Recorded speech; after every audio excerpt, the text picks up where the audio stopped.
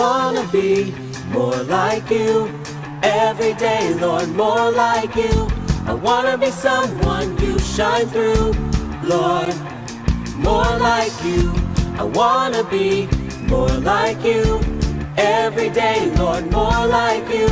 I wanna be someone you shine through, Lord, more like you. I wanna be more like you. Every day, Lord, more like you. I wanna be someone you shine through, Lord, more like you. I wanna be more like you. Every day, Lord, more like you. I wanna be someone you shine through, Lord, and all more like you. And all the world will see it's you and shine across the world. And though I may fall down, you pick me up, shine across the world. And all the world will see it's you and shine across the world. And though I may fall down, you pick me up, shine across the world.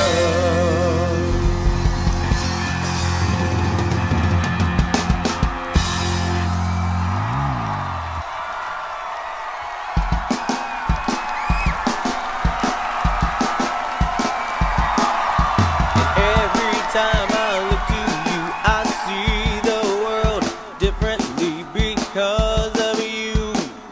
I am free. And every time I look to you, I see the world differently because of you. I am free. 'Cause even though the world passes by, I know your love will never leave my side because of you. 'Cause even though the world passes by, I know your love will never leave my side because of you. I am free. I know your love watches over me to guide me in my everyday because of you. I am free. I know your love watches over me to guide me in my everyday because of you. I am free. Yeah. Even though the world passes by, I know your love will never leave my side because of you. 'Cause even though the world passes by, I know your love will never leave my side because of you. I am free.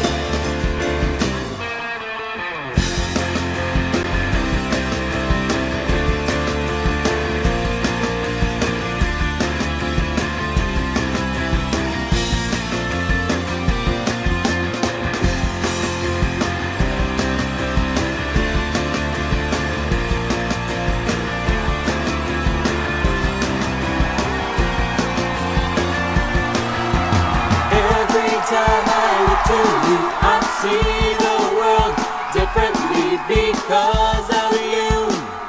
I am free. And every time I look to you, I see the world differently because of you. I am free. Yeah. Even though the world passes by, I know your love will never leave my side because of you. Even though the world passes by, I know your love will never leave my side because of you.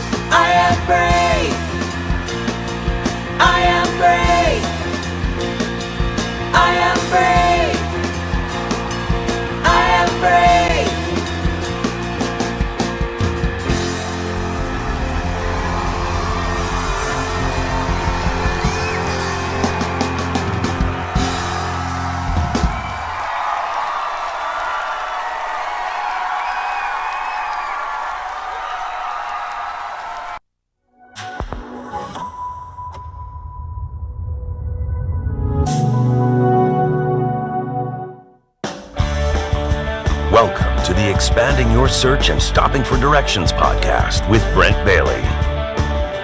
And at the tech booth, Jody Cook-Bailey and Luke Cardio. We are growing our circles of connections and knowledge together with encouraging conversations and positive communications.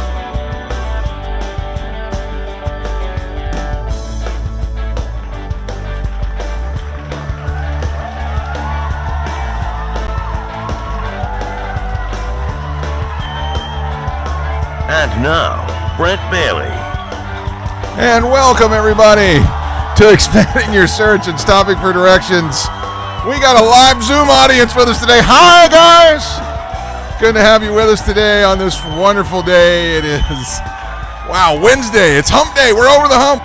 It is. It is great to have everybody with us today. I got a great show planned for you today. I've got a missionary from Iraq with us, and his name is Grady Pickett. I got Jody and Luke joining me over at the booth right now. Woo! We're excited.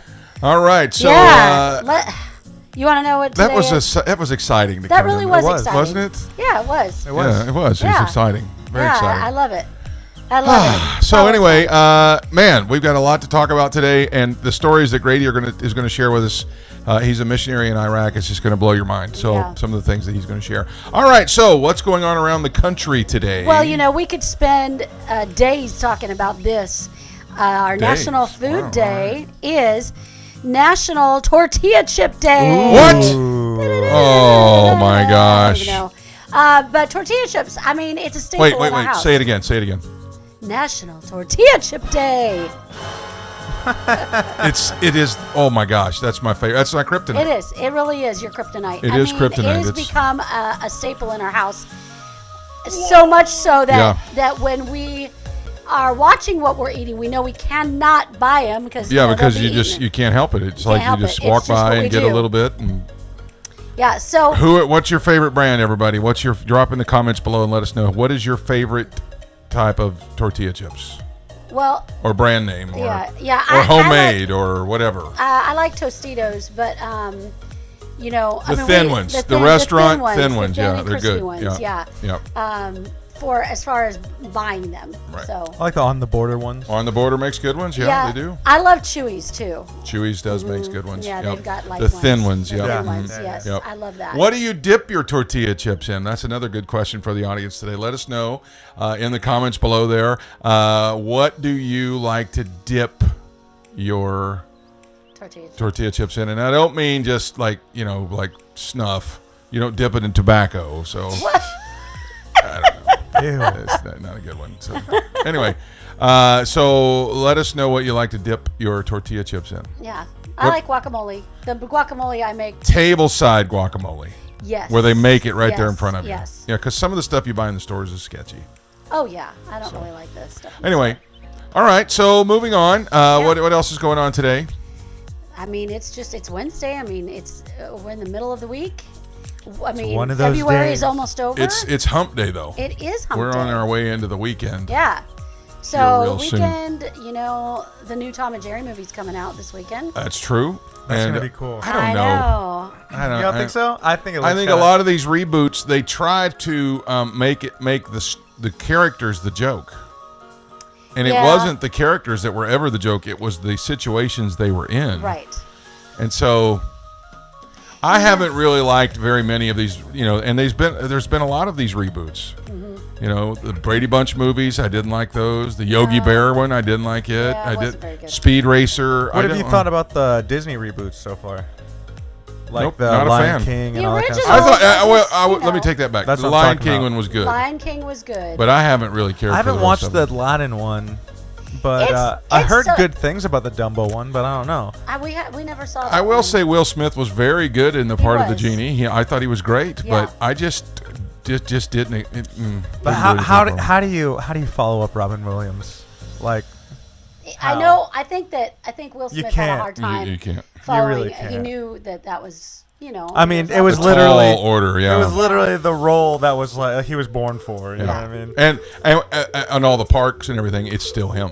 Yeah. When you go see the fireworks show and all that, if there's a Aladdin part in there, it's still Robin Williams. So Anyway. The cartoon version is just so good. It is. They are. It is.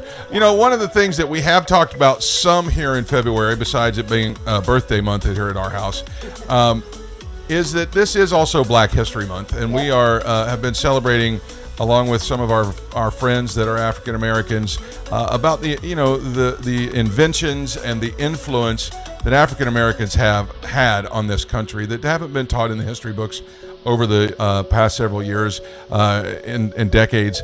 And simply, it's just been something that's been overlooked. Yeah. And I know that growing up in northeastern Kentucky, we didn't have any African American students at my high school. I think my senior year, we finally had one. And so there's a lot of folks out there just completely ignorant to the influence that African Americans have had on our country in a positive way. And I remember one day, we were talking about this before we went on the air. Preston and I, he was maybe 6, 7 years old. He was still really little guy. We would go to Wawa on Saturdays sometimes, and we would sit out there, and I would work on my message for Sunday morning, and then he would, drink decaf coffee and play on his phone, and he would just sit there and have a good time. And we went to the Wawa down in deep Kissimmee, and there was one of the Muskogee Airmen was there that day, sitting out, had his hat on, Muskogee Airman, and he had his bomber jacket on, and he had to be in his late 80s by that point. Wow. And I recognized, who I was seeing there. I didn't recognize him as a person, like, oh, that's John Smith. I didn't know his name, still don't. But I recognized that sitting there was this man who was a huge part of the American victory in World War II, and he had his Tuskegee gear. So I stopped Preston, and I walked over, and I said, come over here. And I stuck my hand out, and I shook his hand, and I told Preston to shake his hand, and I said, I want to thank you for your service and for what you did. And then I said to Preston, Preston, this man is a legend. Yeah. Because the Tuskegee Airmen, if you don't know who they were, you could Google them. They were a bomber squadron that was a huge. They were vast majority of them were African Americans, and they were so instrumental in our victory in World War II. And I told him, I said, this is a living legend sitting here, son. And that man was so moved by me calling him that he teared up and he said, thank you, son. That really means a lot to me. And I said, no, thank you, sir. It really means a lot. So that's my story for that. I mean, it was just really a great awesome. day. Yeah. It was a great day. So That's awesome. So anyway, happy Black History Month. Yes. I know that it's coming. Yes. It's coming down to the wire here to the end. I guess Sunday it ends, and so we celebrate with you through all of those things. Yes. So, anyway. So moving on, before we get to our guest today, does anybody got big plans for the weekend? Luke, big plans? I mean, I always have plans, but Well, I thought didn't you have guests coming in big. from out of town or something, or a friend? Yeah, my buddy that lives on the beach, him and his girlfriend are coming up to visit. All right. That's about it. So- I mean, Well, that's good. What are your big plans for the weekend? Drop in the comments and let us know below, because it's always a big fun thing to do around town. Now that I'm 50, I can go and get senior citizen discounts at restaurants. So my plan this weekend is Jody and I are going to finally get to both use the AARP Nifty 50s Club member. Go get those big discounts all over the place. So I've hesitated and dragged my feet on actually joining it because Nifty 50s, man. So you're excited about that, Jody? You know, I don't think I'm as excited finally as getting to Here's the use that thing. discount. Here's the thing. 50 is the new 30. right. It's So true. we could be on Friends. I'll still be 30. I'll be. Exactly. I'll Could be stars on 50 Friends. be the new 30. I'll just still be over here thankful that I'm 30. Yeah. How All about right. that? Folks, we got a great show planned for you today. I've got a really amazing missionary in Northern Iraq whose stories and outreach and ministry is going to touch your life. So let's get into it and expand your search.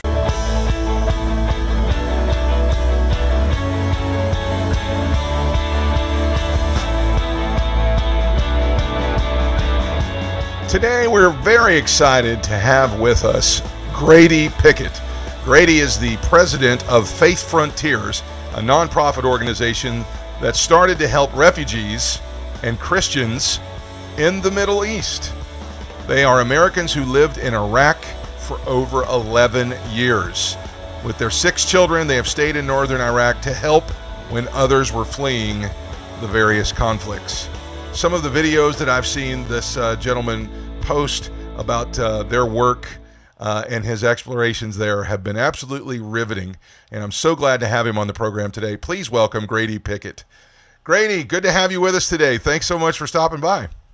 Hey, Brent, thanks for having me. It's a pleasure to be here. Man, I know that you have got some just absolutely fascinating things, and we're going to get to as we talk about that. But I think some of your early videos where you were posting some of the war-torn parts of the country that you were exploring, it was like somebody just put a hook in my mouth, and I just sat there with my mouth gaping open of the not just the destruction, but then the ministry that you were actually bringing to those folks that have been there.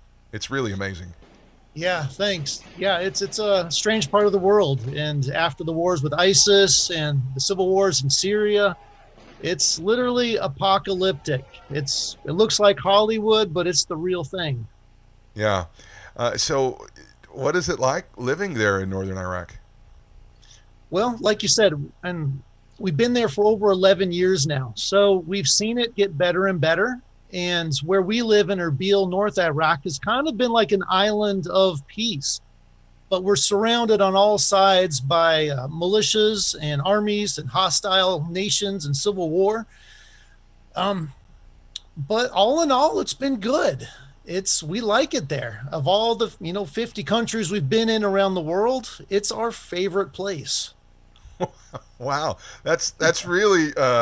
Wow, that's a very interesting take on it, because so many people really look at that part of the world as such a turmoil-filled place. True. I know that I've never been into the other countries there, but I have been to Israel, and I was struck at that region of the country, how warm it wasn't just desert hot. It was pleasant and beautiful. Yeah. Yeah, it really is. People think all of Iraq is deserts, but where we're at, on the Nineveh Plains, it's a lot kind of like Kansas, a lot of wheat fields. It is super hot in the summer. It can get up to 120 degrees, but it's also where the mountains are. So in some ways, it reminds me of where I'm from in Colorado Springs, the Front Range there, and then the big mountains. It's the Zagros Mountains on the border with Iran, shoot up, and they're snow-capped year-round. It's really nice. So let's really get into what you do there. Talk a little bit about your ministry and what you guys are doing in Northern Iraq. Yeah, well, we've done a lot of different things. And, back during Bible college, I said, God, what am I supposed to do next? And I felt like you said, go do 3 things. A big backpacking trip around the world. I did that. Number 2, start learning Arabic. We did that. And then number 3, go to Iraq. So it's been one step of obedience after another. But now that we've been there for 11 years, our main things that we do right now is, we pastor our churches. We smuggle Bibles to the underground and persecuted church in nearby countries, and we help refugees. So we have feeding programs. We fund bread bakeries, and it's 101 different things we do to try to help people in their poverty and misery. So in these refugee camps. Now you said churches. How many churches are there now? We have our international church, and then we had 2 other ones inside the U.S. consulate. So before COVID, those were going, but now those are shut down. So when we return, we'll restart our church and just gather everybody once again and just keep going forward, verse by verse, through the Bible. Now, how has COVID really, I know that you said it shut down some of the churches there, but what's the effect been like there compared to what you see here or in some of the other European countries? It's similar, but they're starting to ease up. But it was a severe lockdown. And when you're kind of under an authoritarian kind of government, you just go along with it, you obey and see what happens. That's what everybody did. But as a nonprofit, as an NGO registered there, we had special permission to get out on the roads and drive, which was strange. Being the only car on the road delivering food to people who are running out of food, it was a weird experience. So I'm assuming by that the government has been real receptive to what you're doing.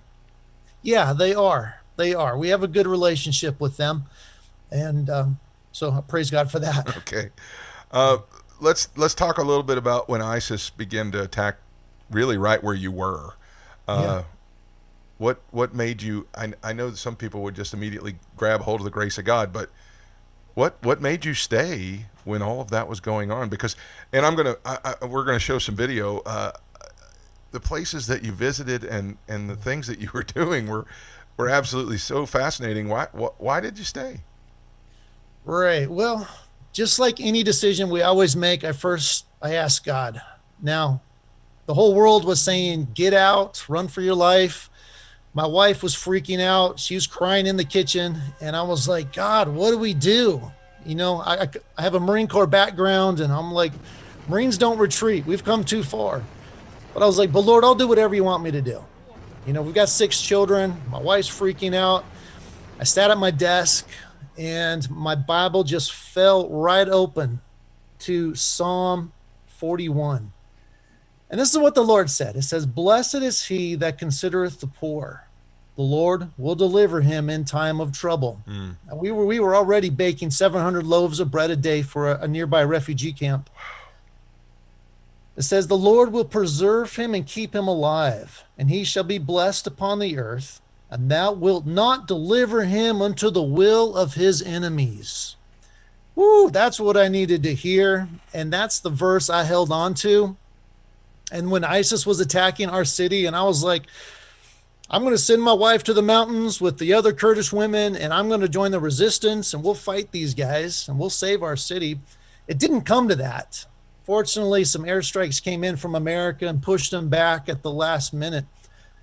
But because we stayed, I mean, we gained some credibility with the locals, and they sure appreciated that we were there just to help deliver some aid and hold their hand in this really scary time.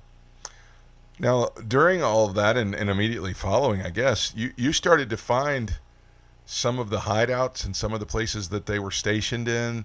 There were some graves that you found that were kind of famous. Talk a little bit about that, because that was some of the most fascinating footage. Yeah, it took a couple years, but once the offense started to push ISIS out of Iraq, off the Nineveh Plains, back into Mosul, and then out of Mosul, we came in right behind the army. You could still hear the guns shooting, and you could hear the cannons going off and bombs, and you could still see the smoke. But we were going through the ISIS tunnels, and, you know, we were armed, and we were just cleaning up the place. When we weren't, you know, kind of helping to chase ISIS out of their tunnels, we had brooms in our hands, and we were starting to sweep up the churches and all the mess that they had made. So during that time, we also got into Nahum's tomb Nahum's tomb, but also Jonah's tomb. They had been tunneling all through this little mountain in central Mosul, looting artifacts. So it was kind of like Indiana Jones going into this thing. We found these huge sculptures, the old foundations of the ancient temples that stood there. And man, it was amazing. That I know the footage that I watched when you would be in there, it was this tunnel system, and you'd be down there, and you would stop and look at the camera and be like, listen, and you could hear explosions and stuff happening way over in that was absolutely incredible to see that. Yeah, we were stepping over bombs and tripwires and, you know, popping up all over town looking for these guys underground. And there was one time, I mean, there was a light at the end of the tunnel, and I was like, oh, dude, this is it. So as we're sneaking up to this corner, because it was a right turn, and it kind of funneled into a smaller, just got smaller and smaller and smaller, and then it went up. This tunnel went up. And then it came to this little tiny lookout underground, like observation post, where it was a lookout place, but it was a sunlight that we were seeing at the end of the tunnel. But man, that was I was nervous. Fascinating. Yeah. Now let me back up just a little bit. As you're doing those kind of things, your ministry and your churches were baking 700 loaves of bread a day. Yeah, that's right. Yeah. And then distributed. A pickup truck would take them to the refugee camp. And there was many camps, but there was one camp I felt the Lord say, this one is yours, and just focus on this one. Because one guy can't do it all. Right. But this little camp with 3,000 people in it, that was the one we focused on as a family and our team. And when you're doing that, are they receptive to the gospel at that point? Or because I know that's a very strong Muslim stronghold there of Islam. What is it like to minister in those areas? Well, the very first refugee camp I went to was the big one, Domiz, up near Dahouk in North Iraq. And honestly, I was scared to death. I had never been in a refugee camp before. Everyone else was like, don't go, they'll attack you. And I had a carload of blankets. But everything God has had us do had this hurdle of fear you had to step over first. And on the other side was a huge blessing. And you're just glad that you did it and you obeyed. So they are receptive. And I'll go in, I'm like, hey, can I pray for your sick also?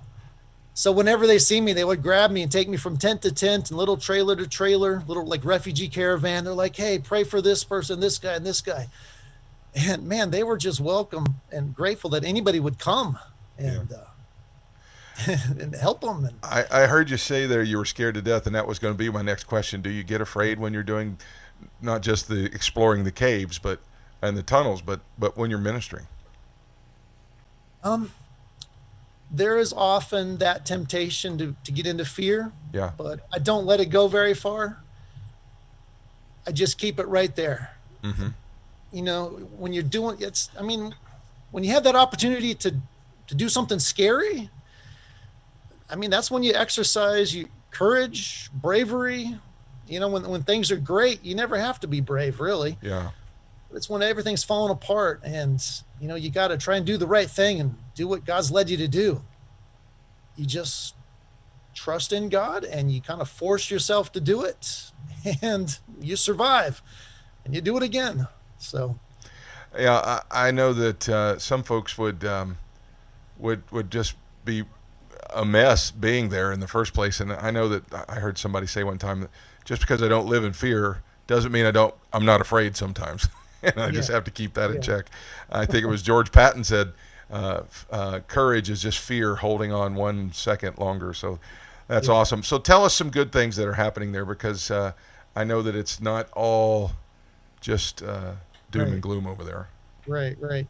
There are some good things that are happening. And, with the spread of social media and everybody has a smartphone now, everybody sees this other world outside the Middle East, a world of freedom, of new ideas, of different religions, different places to go and live, opportunities for education.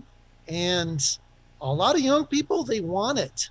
They are fed up with kind of the one-mindedness of the region. Mm-hmm. And there's a guy who has a website, and it's all about new ideas, democracy, freedom, and he's got just an army of translators, and this guy gets millions of hits from people in the Middle East, just kind of peeking outside the box for the first time. Wow. That's so fascinating. Our guest today, folks, this is Grady Pickett of Faith Frontiers Ministries. He is in Northern Iraq. Currently, he's in Tulsa, Oklahoma, in the frozen tundra out there. But he's in town waiting on some passports to be renewed and things like that. Grady, we're going to throw a slide up on the screen with your information. If you'd like to follow along with the adventures of Grady and the team, there it is. It's faithfrontiers.org or Pickett-family.org. You can follow along on Facebook, where he does post frequently his adventures, and some of his videos that we're talking about and are even showing during the interview are there. It's at Grady.Pickett on Facebook and at GradyP74 on Instagram and Twitter. And folks, if you'd like to support their ministry, you can do that there at faithfrontiers.org. You can sure jump in and help them reach an area of the world that desperately needs ministry. Grady, I'm so grateful for your time today. I'm so thankful for what you're doing. And again, keep up the good work because your posts are just absolutely riveting. Amen. Thank you, Brent. God bless you. All right. Bless you. Have a great rest of your day. That's Grady Pickett of Faith Frontiers. And now let's stop for directions.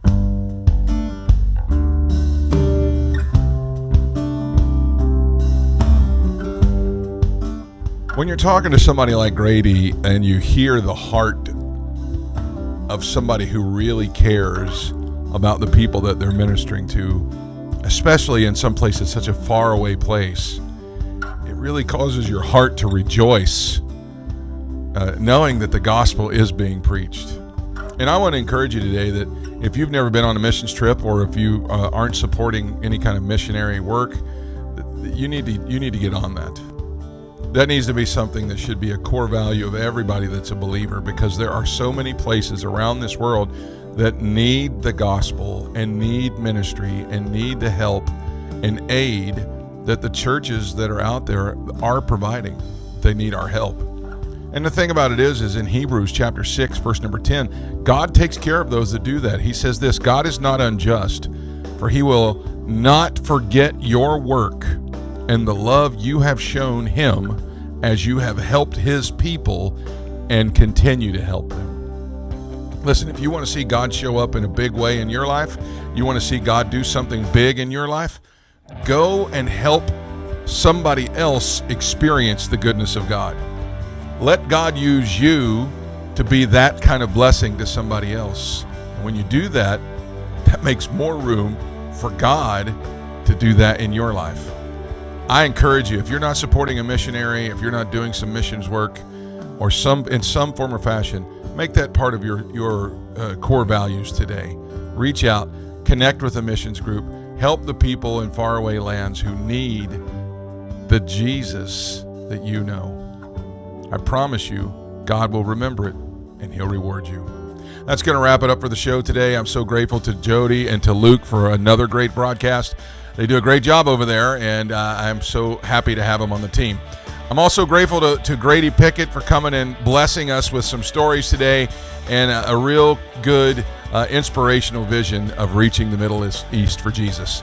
Until next time, I hope you found what you were looking for as you took the time today to expand your search and stop for directions. Have a great day, everybody.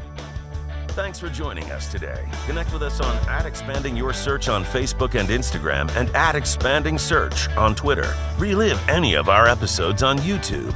We are available wherever podcasts are found, including Spotify, iHeartRadio, Apple Podcasts, and Google Podcasts. You can also download the Direction Ministries app on iOS, Android, Apple TV, Roku, and Amazon Fire. Take some time today to expand your search and stop for directions.